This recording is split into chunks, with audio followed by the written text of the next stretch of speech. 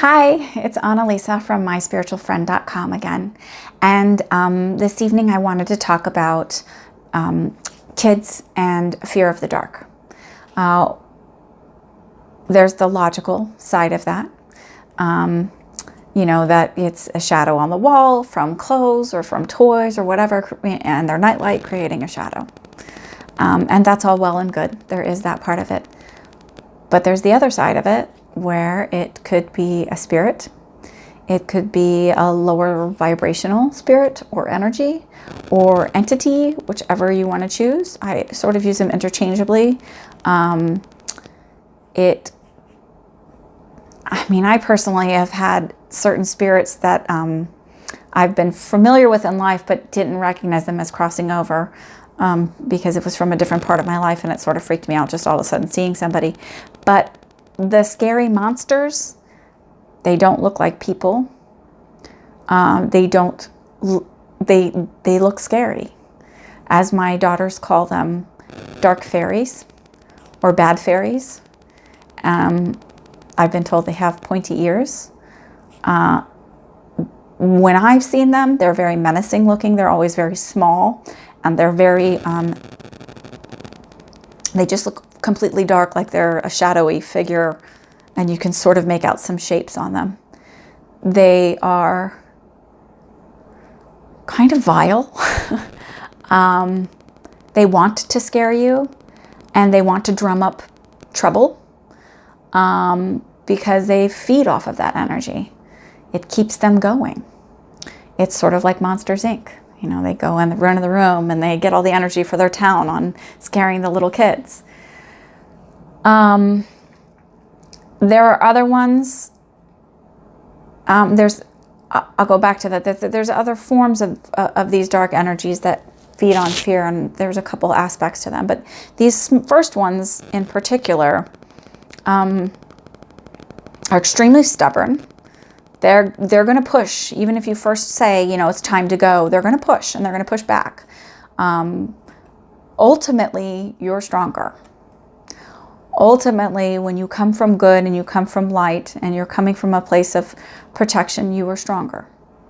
And when you stand your ground and say, this is not your space, you are not allowed here, you are not welcome here.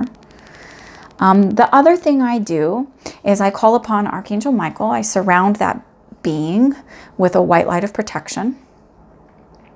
Creates a barrier between myself or my children and this entity. I ask Archangel Chamuel to surround them with a pink light of love, because I believe love is stronger than anything, and it's overpowering, and it's capable of protecting you too.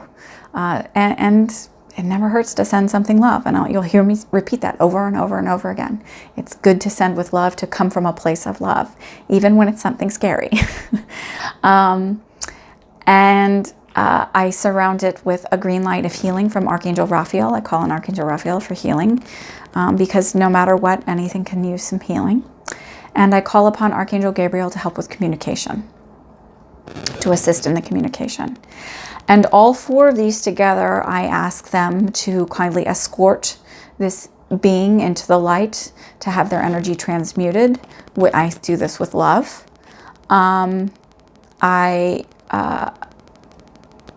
Sometimes it takes just a few minutes, but it happens, and they go.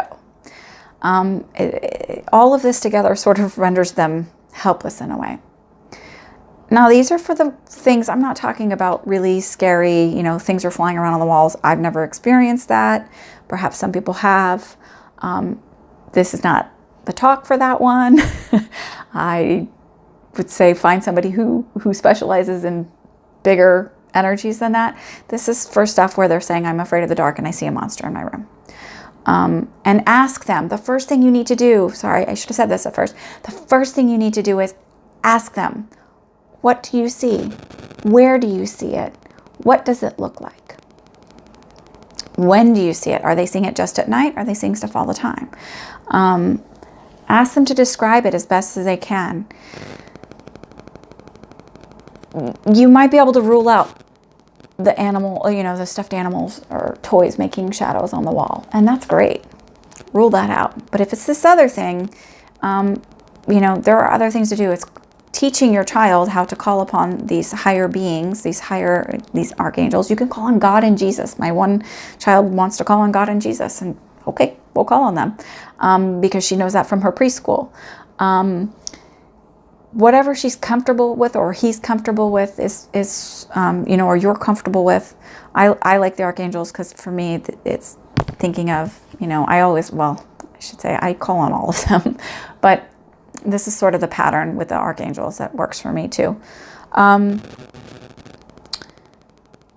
The other thing is I have my kids every night. They sleep with this selenite heart. They each have one. And then sometimes they sleep with my smoky quartz crystal. You can also use black tourmaline as a good stone to sleep with. But if you actually want to remove this, it's, you know, calling upon the archangels, surrounding with white light, pink light, green light, and helping with communication and asking them to transmute the energy and remove the being from your home, into, you know, the light. Move them into the light, move them to the other side in the universe, and God can take care of that being there. I have had experiences where that scary energy was actually a soul that when they died, they became disembodied, or discarnate, they didn't think that they were good enough to cross over into the light. Whatever belief system they had, they didn't believe that they were worthy of the love that God has. And they were hard on themselves and negative on themselves and self-punishing. And over time, they morphed into this negative thing because they started feeding off of the negative energy around them and scaring people and all of that stuff. And they morph into this very monstery looking thing. About 6 months after I moved into this house, when I first moved into this house, I immediately saw an older woman in the hallway of my upstairs. And she said, "Oh gosh, I'm so excited that you're here. It's nice to have you and your family here." And I thought, okay, we have a family. That's why she's happy we're here. And about 6 months after we moved in, my oldest daughter, who was not even 3 at the time, woke up screaming and crying and pointing at a far corner of her room. There literally at the time was nothing in the corner of her room. There was no shadow, nothing. And I saw this dark, scary figure. And I held my daughter and we sat in the middle of the room and I said, well, we're going to call upon the angels. And I held her and I closed my eyes and I filled the room with white light. And I told the being to go into the light, that there was love in the light and everybody would be accepted. And this old woman showed up and I knew that there was a connection between whatever this being was. And this being said, "I'm not welcome there. I'm not welcome there." And I kept seeing, and it was whoever this man who lived on this land at some point, and spent much time on the part that our property is, did not think he was worthy because he was not a very nice man in life, in that embodied life. And he formed into this dark, scary, monstery thing. And as I continued to reassure him that there was love in the light, that all are accepted, and God loves everybody, he started to change. Instead of being this dark thing, he was just this weak, frail, old man. And he was basically carried off into the light. He was unable to even move on his own. I had to reassure him that he would be loved over there. It doesn't mean that you don't have to, if you're a bad person in life, that you don't have to answer for you know, your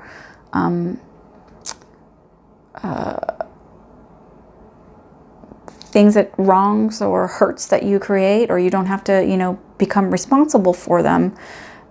But everybody is loved. And I don't know how to explain that, and I don't know how to justify the bad things that happen, except for to say that what I know and what have I experienced is that there's nothing but love on the other side. That's it.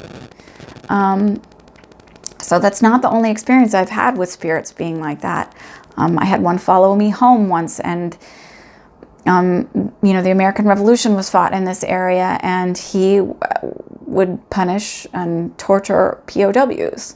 And he was very drunk one night, and he was in some kind of large tent, I was shown, with heavy cloths, and a fire started, and he couldn't get out because he was so intoxicated. And he died, and he didn't feel that he was, he had been here so long, he didn't even look like he was just this wisp of an energy, this black, like a head with a thing that followed him. It was barely any form to it. And he had showed me this is what happened, and he had turned in on himself again. And this time it was my middle daughter who noticed him in the house. And it was very interesting. It's been quite a learning practice for me, I should say, or learning period as far as this is concerned, because she was holding me and I was holding her, and she was facing me and clutching my chest, and she looked over and I saw this thing come up at me this way, and she buried her head in my chest and jumped as it came up this way. So she was too little to explain this. She was probably about 1.5 years at the time. She didn't have much vocabulary. And so for her to see exactly what I was seeing, it's another validation that it is what it is. So I saged the whole house with this particular energy, and asked it to go on its way, that it was no longer welcome here. That one, I think, had been so long. He didn't move over the way the other one did. Again, I see this more and more. I see more energies that are, darker, that need to just be sent with love over to the other side. So I caution you to automatically say, it doesn't exist, it's not real, it's all in your head, it's just your imagination, because little kids are more sensitive, especially if you notice that your child is really sensitive to other people's energies. They seem to be very shy in public. It might be that they're really just very empathic, and they feel all the stuff that other people are giving off without, knowing that they're giving off anxiety, depression, whatever. Especially those children, they're probably more apt to see spirits or ghosts or entities. You can sage their rooms. I make a spray bottle of sage and frankincense and myrrh. Myrrh is a bit more expensive. It's very thick and sticky, and it will crawl up the dripper. So I pull that dripper out and make sure I kept it on a shelf, just so the cap doesn't get, because it will basically glue to the top of the bottle. If you're going to use myrrh, you don't have to. The frankincense and sage spray is good, and give that to them and tell them that you're empowering spray, and talk to them about it. Talk to them and give them the tools of how to use this, because the fact of the matter is, if they can see now, they may continue to see throughout life, and why not give them the tools to empower them to protect themselves? There's all kinds of energy feeders too. I've seen attachments on people, and all kinds of attachments. I've had attachments on myself. I remove them all the time. It happens. If you notice your child starts to get way more grumpy than usual, they might have an attachment, believe it or not. Sometimes attachments cause physical ailments. I'm not saying go away from Western medicine and just do this stuff, but there's a lot more to other things than people maybe want to give rise to. And I'm also saying, don't say, I'm not saying don't check out therapy. Therapy's okay too. They'll give them tools too to deal with life. So that's great too. I'm saying this is my experience. This is what I've noticed with my children. This is my experience when other people have talked to me. Other people have told me stories of things that they have seen. As far as attachments, I've removed attachments from, there's one person in particular that's sort of negative, and I've removed attachments from this person, and sometimes worse things show up. So there's one on this person right now that's, was kind of matter of fact, hey, this is how I eat. And this person kind of fills that need for me, or, eat. This is how I sustain my existence. And this person fulfills this need for me. And so I'm hungry, but it wasn't scary. It wasn't, so I thought, well, I'm going to leave you, because I know if I remove you, something worse could come along. So we'll just deal with the grumpiness or whatever. When I have to interact. Because until that person's really ready to do their own healing, they're sort of going to always have this kind of stuff. And you have to let people do their own journey, even if it's not what you would do. So protection, say the prayers, call upon Archangel Michael, who is for protection, Archangel Raphael, who is for healing, Archangel Gabriel, who is for communication, Archangel Chamuel for love, God, Jesus, I call him Esho. You can smudge the room. You know, you always want to smudge it out with the energy that is no longer serving us, that is no longer in vibrational harmony. Allow only those with the highest vibrational love and light to enter this and to be a part of this space. It is your space. It is your child's space. You are allowed to set your boundaries on who's allowed to be there. That includes spirits. You can give them the stones to sleep with. These are actually really nice. The selenite's really nice. It does, it's a really soft stone, so it scratches easily, but it's pretty inexpensive too. I think I got these on eBay.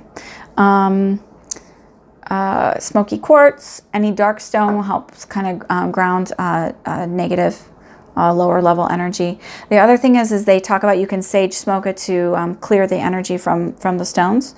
You could do that. You can also leave it in the windowsill for the sun and the moon to clear the energy.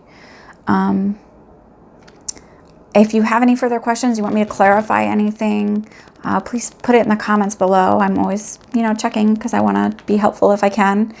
If you want me to explain something further, or you have other questions about things that are going on with your kid, if I can help, I will. I might recommend a therapist. Watch out. I want to help if I can, because it was pretty lonely and pretty hard to try and navigate this stuff on my own as a child and not know what was going on. The other thing my one child mentioned to me as we were walking down the hall, she said, sometimes I walk really fast because I feel people, like somebody's following me. And I get that too. It's spirits. So if I can help at all, I would love to help and help you guys learn to empower your own children, and might bring up some stuff for you that you've experienced yourself. I hope you liked this video. If you did, if it was helpful, like it, subscribe. You'll find out if you click the little bell on it, it'll let you know when I upload another video. If you have any questions, you want clarification, I can always make another video to do that. If you know anybody who could benefit from this, share the video. Have a great night. This is Annalisa from myspiritualfriend.com. Thank you and have a good evening. And to my followers, thank you for supporting me. I appreciate it. It's mostly friends and family right now, but I'm super, super grateful for you entertaining this. Have a wonderful night. Good night.